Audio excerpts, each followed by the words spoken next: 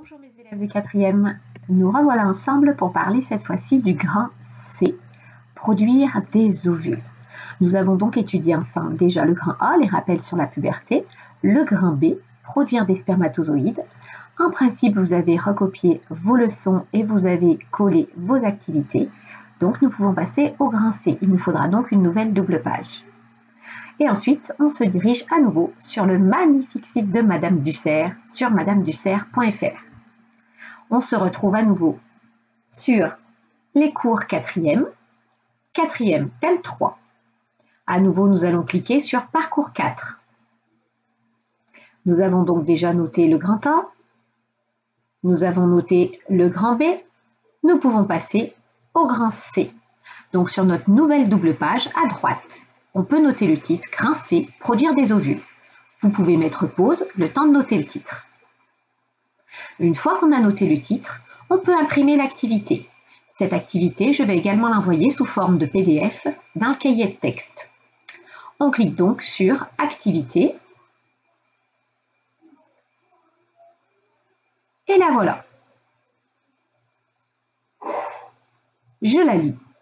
4e, thème 2, numéro 5, activité, expliquer le fonctionnement de l'appareil reproducteur de la femme. Ce que l'on sait, à la puberté, les organes génitaux de la femme commencent à fonctionner, de la même façon que les organes génitaux de l'homme. Ce que l'on va chercher à résoudre.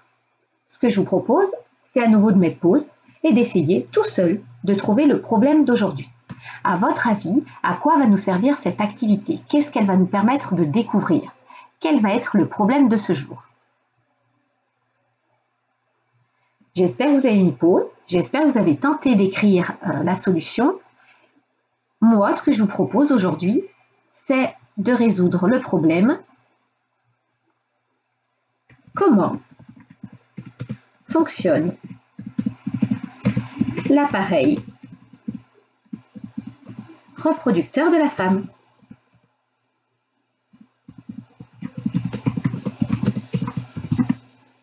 Et en même temps, cela nous permettra de découvrir de quoi il est constitué. Consigne. Petit 1. Choisir des hypothèses quant au fonctionnement de l'appareil reproducteur de la femme. Il y a donc 6 hypothèses qui vous sont proposées, A, B, C, D, E, F. Je vais rapidement les lire et il faudra surligner ou entourer l'hypothèse ou les hypothèses que vous pensez exactes. Petit A, la production d'ovules débute à la puberté et se poursuit de façon continue tout au long de la vie. Petit B, à partir de la puberté, les ovaires libèrent un stock d'ovules qu'ils possèdent depuis la naissance jusqu'à l'âge de 50 ans. Petit C, chaque mois, un ovule parvient à maturité et est libéré par un ovaire. Petit D, chaque jour, plusieurs ovules sont libérés par les ovaires. Petit E, chaque mois, un ovule déchire un ovaire, cela provoque les règles. Les règles, c'est ce qu'on appelle également les menstruations, c'est un synonyme. Et enfin petit f, chaque mois, une fine couche de l'utérus se détache et cela provoque les règles. On ne connaît pas encore tout le vocabulaire, on ne sait pas encore quelles réponses sont exactes, c'est donc bien des hypothèses. Il faut que vous souligniez celles que vous pensez exactes. Vous pouvez mettre pause pour le faire, et moi je passe à la suite.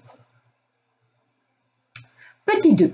Afin de valider une ou plusieurs hypothèses, il va falloir dans un premier temps légender le schéma ci-dessous. Ce schéma, vous le reconnaissez peut-être, c'est l'appareil reproducteur de la femme vu de face. Je vous rappelle, quand on va sur mon site, on peut trouver des informations, et notamment ici,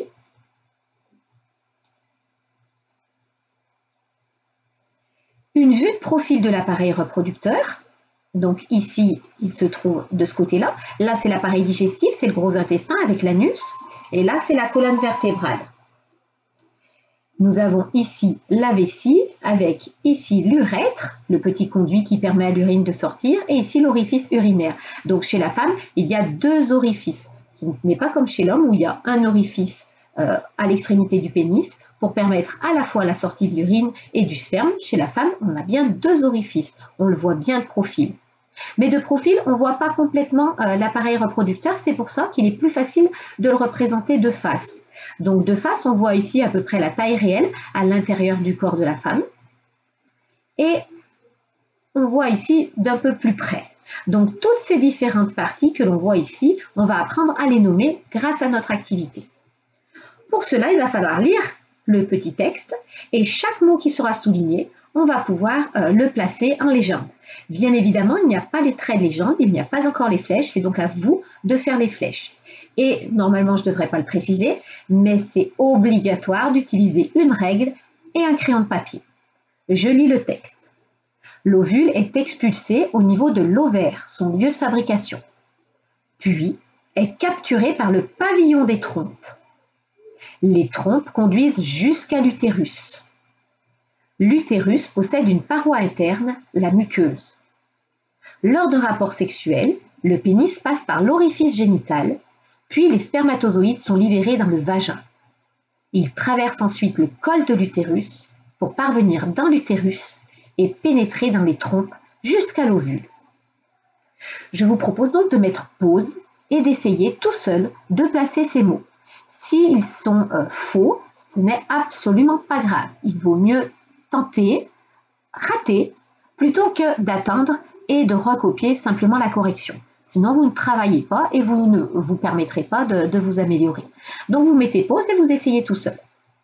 Moi, de mon côté, maintenant, je passe à la correction. Alors, hop, j'ai mis ici l'appareil reproducteur de la femme. Cet appareil reproducteur, on nous dit qu'il libère et qu'il produit un ovule. Je le vois, donc je vais pouvoir le légender. Je mets une petite flèche ici. C'est cette petite cellule que l'on voit. Donc ici, je vais écrire, je vais rajouter un petit texte.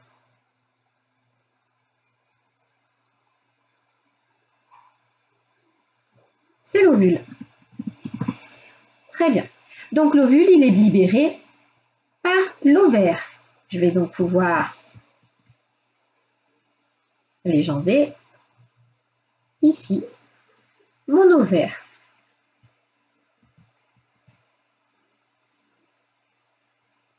Je vais peut-être enlever les cadres ici parce que c'est pas très joli.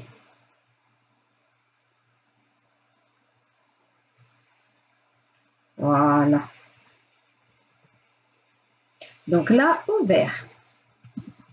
Chez la femme comme chez l'homme, il y a deux ovaires. Chez l'homme, il y a deux testicules. Ce sont les équivalents.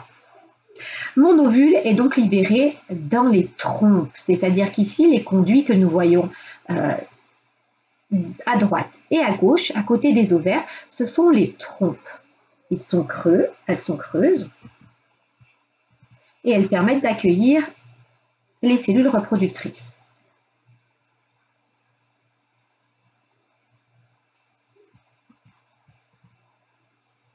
Donc ici, hop, une trompe. Ensuite, on nous disait également que lors d'un rapport sexuel, le pénis passait par l'orifice génital, donc l'orifice génital est ici.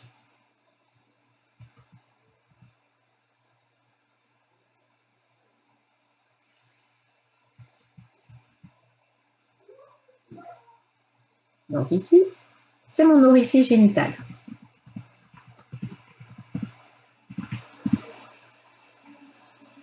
Ce qu'on appelle aussi l'orifice reproducteur, c'est la même chose. Le pénis vient donc s'introduire ici dans un petit creux qu'on appelle le vagin. C'est par là aussi que passera bien sûr le bébé lors de l'accouchement. Je vais mettre plusieurs flèches. Ça me servira pour la suite. Hop.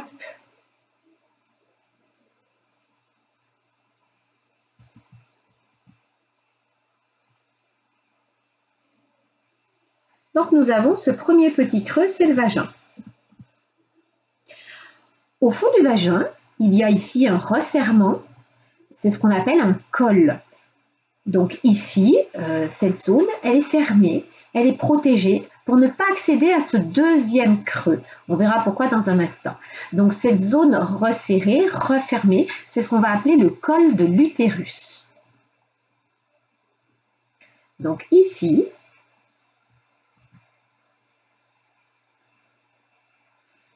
j'ai ce qu'on appelle le col de l'utérus.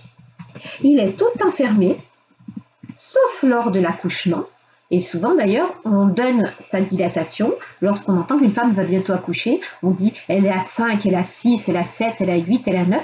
C'est l'ouverture de ce col en centimètres.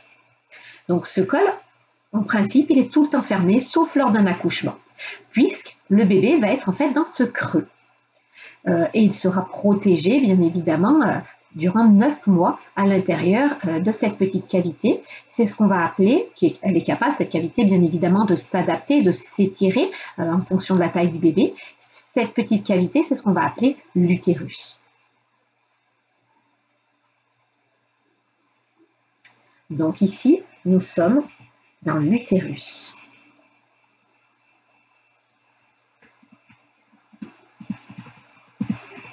Cet utérus, il est bordé ici, tout autour, de muscles. C'est ce qui va permettre lors de l'accouchement, quand on parle de contraction, ce sont les contractions des muscles de l'utérus. Et lorsque ces muscles se contractent, ils vont appuyer sur le bébé, ce qui va lui permettre de descendre, bien évidemment de permettre au col de l'utérus de s'ouvrir et de passer par le vagin, puis par l'orifice génital, et enfin, eh bien, de naître. Donc, tout autour de l'utérus, il y a des muscles. Et ensuite, il y a une fine paroi ici. Et cette fine paroi, c'est ce qu'on va appeler la muqueuse. C'est la muqueuse de l'utérus.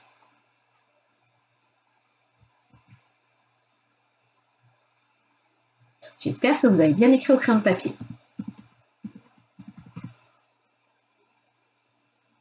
Donc cette fine paroi, c'est là que l'embryon va pouvoir s'accrocher. Une fois qu'il est accroché, il ne se décrochera plus, bien sûr, pendant les 9 mois à venir, les 9 mois de la grossesse. Il ne nous reste plus qu'un mot, c'est le pavillon des trompes. Le pavillon des trompes, alors pour pas que mes flèches se croisent, il va falloir que je passe hop, par là. On va se mettre comme ça. Allez.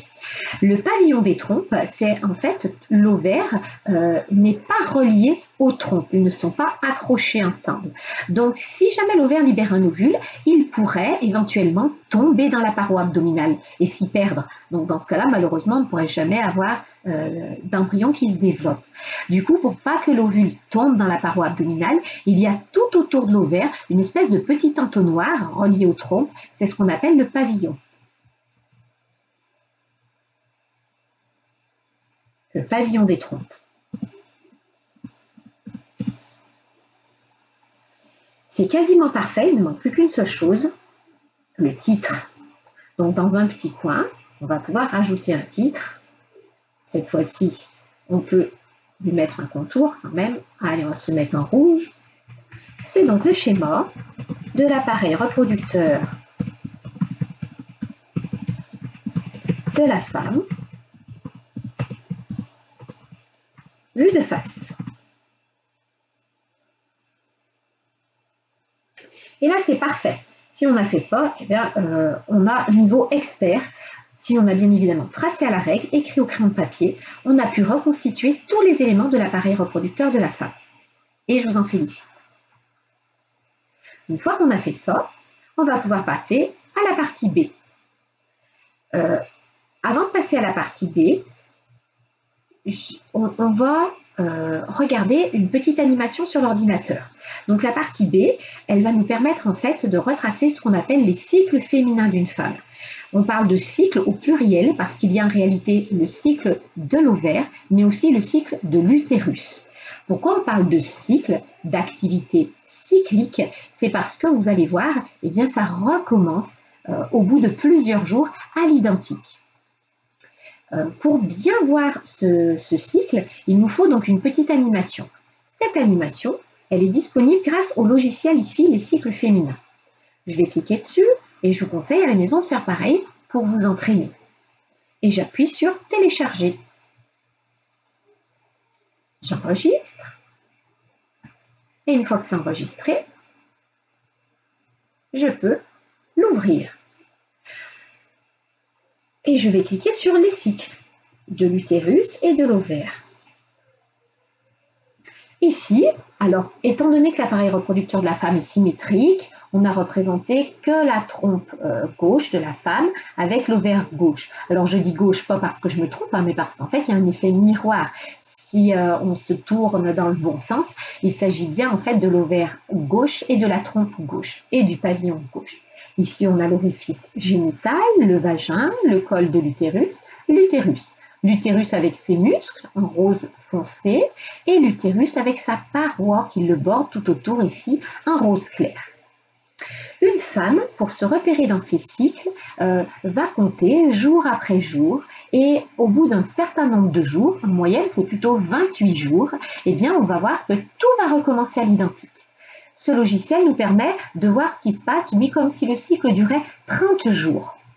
C'est pas grave, selon les femmes ça peut être plus, selon les femmes ça peut être moins. En moyenne, donc je vous disais, c'est plutôt 28 jours. Je vais mettre play et vous allez voir ce qui se passe le premier jour des cycles d'une femme. Attention, premier jour des cycles. Donc ça ne correspond pas au premier jour du mois. Le calendrier des cycles d'une femme commence toujours de la même façon parce que vous venez de voir. On arrive ici au 16e jour, puis au 21e jour. On arrive au 29e jour, au 30e jour, et je vais faire recommencer. Donc, voyez bien par quoi ça commence. Attention, c'est parti.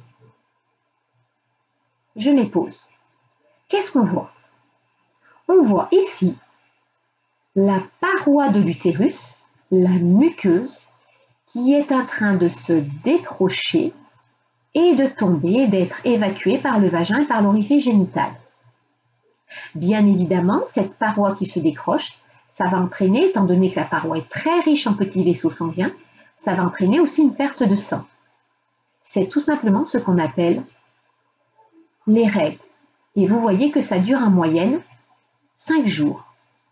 Donc le premier jour des cycles d'une femme commence par le premier jour de ses règles. C'est-à-dire qu'on va voir apparaître du sang qui s'écoule de l'utérus par le vagin, par l'orifice génital. Du sang et aussi des petits morceaux de muqueuse. Pourquoi cette paroi s'est détruite? On va le voir un petit peu après. Mais vous voyez qu'une fois qu'elle a été détruite, elle est toute fine. Mais elle ne va pas rester comme ça. Petit à petit, les jours vont s'écouler et elle va s'épaissir. Elle devient très épaisse. Elle devient très riche en vaisseaux sanguins et surtout, elle va devenir très riche en des glandes tubulaires. Vous allez voir, ça va faire comme des espèces de petits tubes à l'intérieur. Ces glandes qui vont fabriquer un sucre. Bien évidemment, ce sucre, il va être utile, il a une fonction. Il va permettre, si jamais un embryon s'accroche à la muqueuse, il va permettre de lui fournir du sucre pour se développer durant les premières heures, les premiers jours de la grossesse. Parce qu'il n'y a pas encore de placenta durant les premières semaines. Donc, il va lui falloir des réserves nutritives à cet embryon. Et il va pouvoir les trouver à la surface de la muqueuse. Donc, la muqueuse se prépare en fait à accueillir un embryon. Pour l'instant, il ne peut pas y avoir d'embryon parce que notez que l'ovule est toujours à l'intérieur de l'ovaire. Il reste à l'intérieur de l'ovaire. La muqueuse s'épaissit, elle devient riche en glandes et hop, vous avez dû remarquer que l'ovule a été libéré. Je n'ai pas été assez rapide, il a été libéré au 16e jour. Et malheureusement, 24 heures plus tard, il est éliminé. Un ovule, il résiste à peu près 24 heures dans les trompes. S'il rencontre un spermatozoïde, eh bien, il va y avoir une union, une fusion, une fécondation, et l'embryon pourra se déplacer et venir s'accrocher sur la muqueuse. S'il n'y a pas de rapport sexuel, pas de spermatozoïde au bon moment, eh bien, l'ovule disparaît. Dans ce cas-là, il n'y aura aucun embryon qui s'accroche sur la muqueuse. S'il n'y a pas d'embryon qui s'accroche sur la muqueuse, alors elle était bien épaisse, bien riche en sucre pour l'accueillir, mais s'il n'y en a pas, eh bien, au bout de plusieurs jours, étant donné que cette muqueuse a vieilli, eh bien, elle va se détruire et se préparer pour en fait refabriquer une nouvelle muqueuse prête à accueillir un nouvel embryon. Et ainsi de suite, tout recommence. J'espère que j'ai été assez claire, sinon n'hésitez pas à télécharger le logiciel et à effectuer vous aussi des essais. Je ferme le logiciel. Je reviens sur mon activité. Donc, je vous rappelle, j'ai dû la mettre ici, hop, que vous avez des petites étiquettes qu'il va falloir découper, des étiquettes dans lesquelles figure l'appareil reproducteur de la femme, et notamment une information sur l'état de la muqueuse de l'utérus, des petites étiquettes avec les ovaires et des petites étiquettes avec des légendes. Il faut donc toutes les découper. Si ce n'est pas encore fait, vous mettez pause, vous découpez vos étiquettes. En même temps, je possède hop, le cycle de la femme. C'est un cercle. Lorsqu'on a un cercle, on va pouvoir le numéroter. Notre cercle, il va du premier jour du cycle jusqu'au 28e jour. Et tout va recommencer. Alors, je mets 28e jour, puisqu'en principe, c'est la moyenne chez les femmes. Mais comme on l'a dit, ça peut être bien plus, ça peut être bien moins. Cela va dépendre des personnes. Étant donné qu'il est coupé en 4, eh bien ici, ça sera le 7e jour.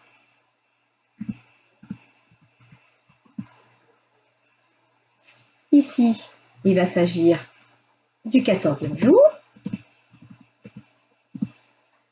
Et ici, il va s'agir du 21e jour. J'ai donc le cycle de la femme qui va représenter le temps, la durée en jours et qui va circuler, qui va tourner dans ce sens-là.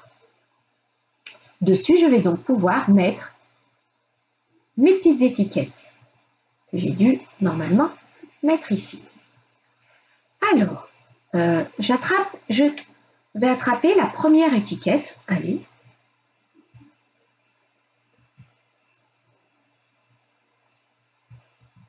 Que je vais coller là-haut.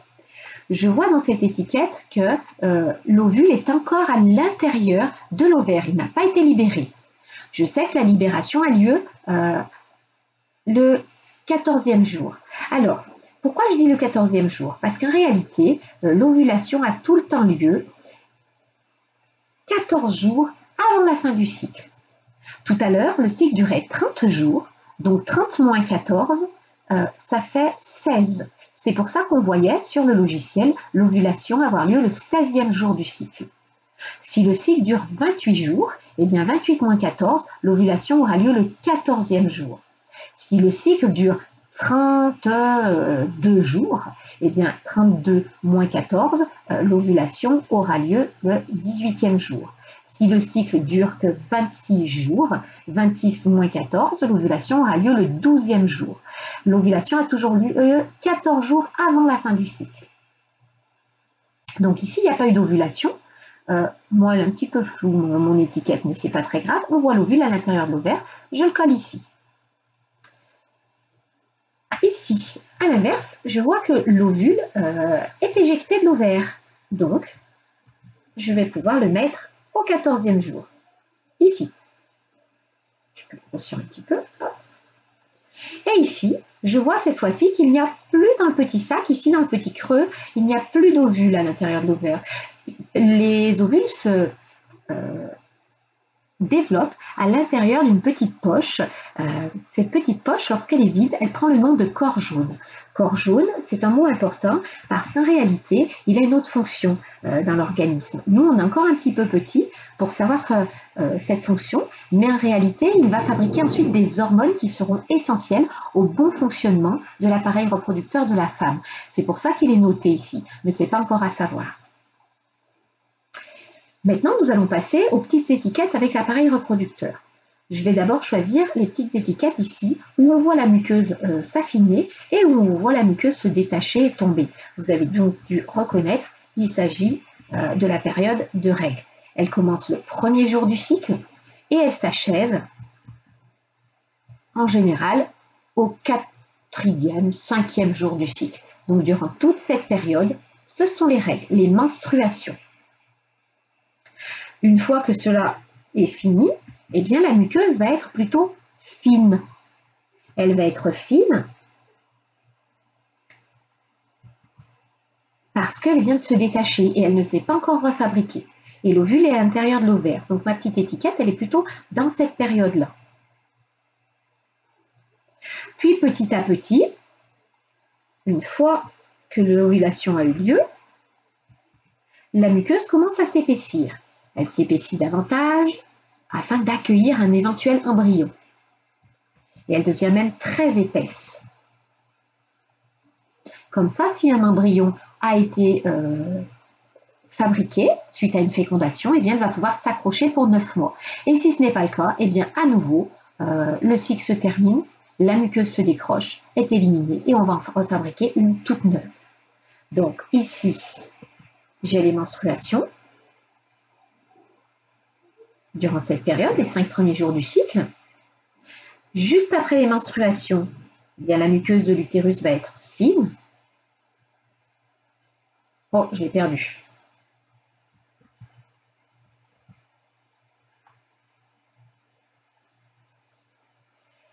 Il va y avoir ensuite l'ovulation, au 14e jour du cycle.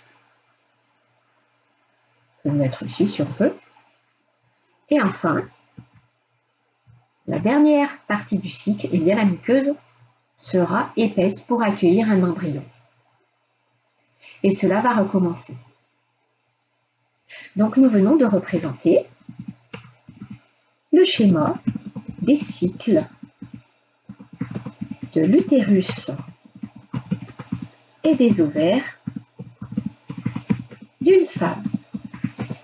Alors je dis des ovaires, mais il faut savoir que normalement, les ovaires ne fonctionnent pas ensemble. C'est soit l'un, soit l'autre, les deux ovaires, qui va libérer un ovule. Les ovaires ne fonctionnent jamais simultanément. Je dis normalement parce que parfois, les deux ovaires peuvent libérer un ovule, ce qui fera, si jamais il y a un rapport sexuel avec des spermatozoïdes, eh bien deux embryons, et ce qui fera les faux jumeaux. C'est une anomalie du fonctionnement des ovaires, puisqu'en principe, les ovaires, soit le droit, soit le gauche, c'est aléatoire, vont libérer un seul ovule. Donc, ce schéma, il faut l'avoir réalisé sur son cahier à gauche. Si jamais vous trouvez que vous n'avez pas cette place, vous avez le droit de découper le cycle, vous avez le droit de découper les petites étiquettes et de les coller sur une grande page blanche et ensuite d'agrafer cette page blanche à gauche de votre cahier. J'espère que ça s'est bien passé et que je ne suis pas allée trop vite. Si jamais, eh bien, vous revenez un petit peu en arrière et vous reprenez le temps de le refaire comme il faut. Nous venons donc de terminer la partie avec le cycle et nous pouvons ensuite s'auto-évaluer. J'ai écrit un problème en lien avec les connaissances précédentes et permettant d'acquérir de nouvelles connaissances. Je m'évalue donc sur la compétence formuler un problème, c'est-à-dire si vous êtes parvenu tout seul à trouver la question de ce jour. Si c'est le cas, curseur coché vers la droite. Si c'était plutôt moyen, au milieu, si vraiment vous n'êtes pas du tout parvenu à imaginer un problème, eh bien curseur ici sur la gauche.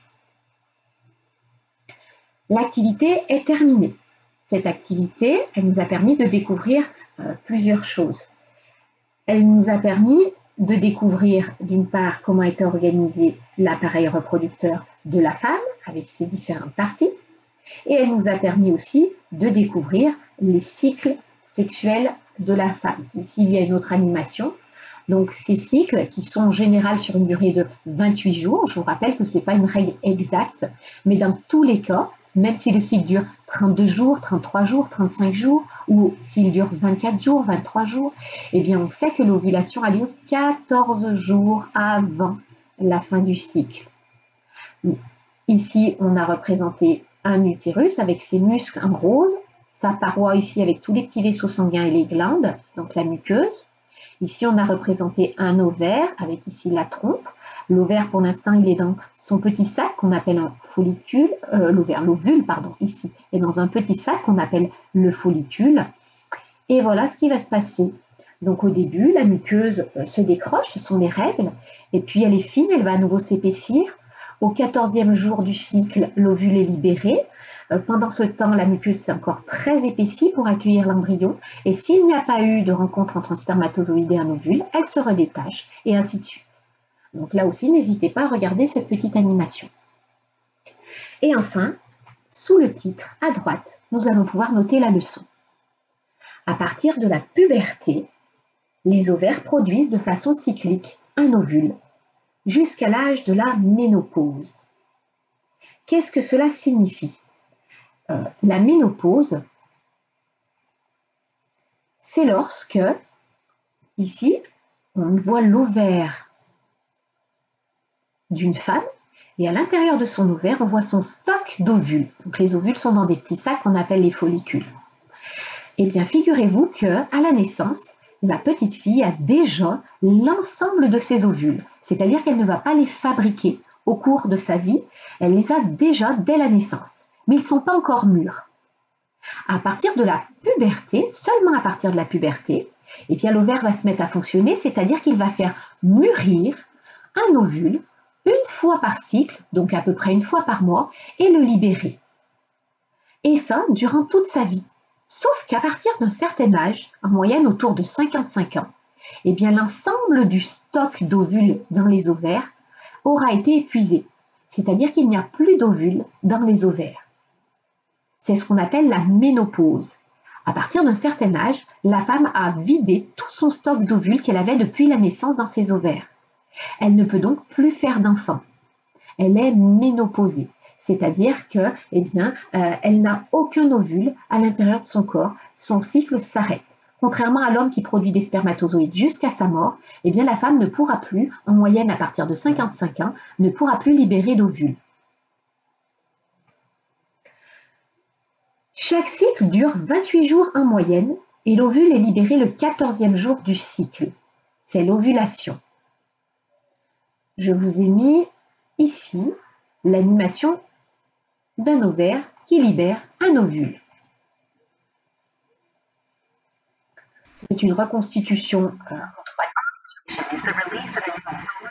on voit ici l'ovaire, on voit ici le pavillon de la trompe avec la trompe derrière. L'ovaire, il est rattaché par un petit ligament à l'utérus. Ici, on voit l'utérus avec sa paroi, là ce sont ses muscles. Voici l'ovaire et voici la période d'ovulation.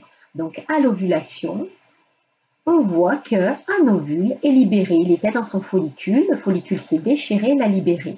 Les pavillons de la trompe le capturent pour pas qu'il tombe dans la paroi abdominale et il est ici dans la trompe. L'ovule, il n'a pas de flagelle pour avancer, donc dans les trompes, il y a des petits cils qui poussent l'ovule. Et au bout d'un moment, l'ovule va cesser son chemin et s'arrêter. Là, on voit que par exemple, il y a dû avoir un rapport sexuel et des spermatozoïdes sont là. Il pourra se passer une fécondation. Mais ça, c'est une autre histoire. On le verra un petit peu plus tard. Avant son émission, la couche interne de la paroi de l'utérus s'épaissit pour accueillir un embryon. Et après, s'il n'y a pas de fécondation, elle s'élimine. C'est l'origine des règles. Les règles, c'est ce qu'on appelle aussi les menstruations. Point final. J'espère que ce n'est pas allé trop vite. J'espère que vous n'avez pas eu de difficultés. Si jamais c'est le cas, n'hésitez pas à m'envoyer un message sur ma boîte de communication, sur Pronote, ou même sur ma boîte mail professionnelle. Je vous dis à bientôt et je mettrai la suite très prochainement. Au revoir.